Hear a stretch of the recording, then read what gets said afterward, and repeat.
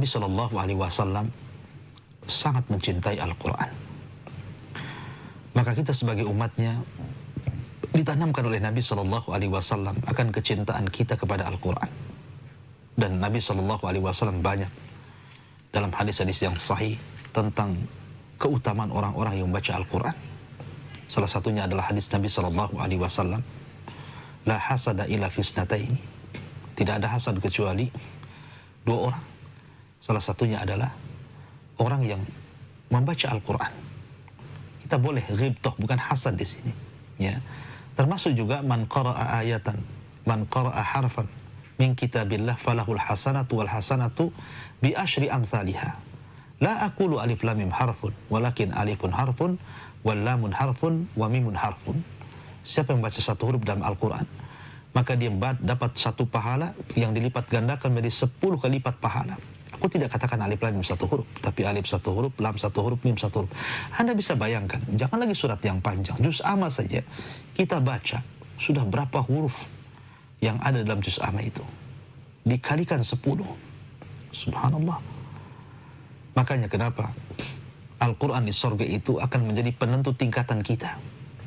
Dalam sebuah hadis Nabi SAW mengatakan, Iqra wartaq waratil kama kunta turatil fid dunya fa inna manzilataka inda akhiri ayatin taqra'uha. Bacalah, naiklah, tartilkan bacaan sebagaimana kau mentartilkan Al-Quran di dunia, karena akhir daripada tingkatan yang akan kau dapat di surga sesuai dengan akhir ayat yang kau baca di dunia. Subhanallah.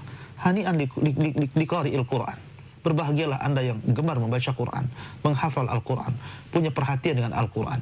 Karena orang yang banyak membaca Al-Quran, sesungguhnya itu alamat kebersihan hati. Utsman bin Affan radhiyallahu anhu mengatakan, idza tahurat qulubuna ma sabi'na min kalami rabbina. Kalau seandainya hati kita ini bersih, tentu tidak akan kenyang orang itu untuk senantiasa membaca Al-Quran. Maka jadikan Al-Quran sebagai penyebutan zikir kita setiap hari. Jangan lupa, entah di pagi hari 1 lembar, di siang hari atau 1 lembar, di malam hari atau 1 lembar. Karena bagaimanapun Al-Quran itu membentengi diri kita. Al-Quran itu bagian daripada ruqyah. Quran itu bagian daripada hidayah. Karena pengaruh Al-Quran itu luar biasa. Jangankan kepada kita orang-orang yang beriman, orang-orang kafir saja di zaman Nabi SAW sangat terpengaruh dengan Al-Quran.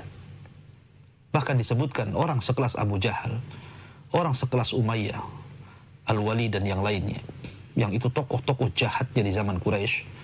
Apabila Nabi SAW membaca Al-Quran di malam hari, mereka mendengarkan dengan seksama, tanpa ada koordinasi satu dengan yang lainnya.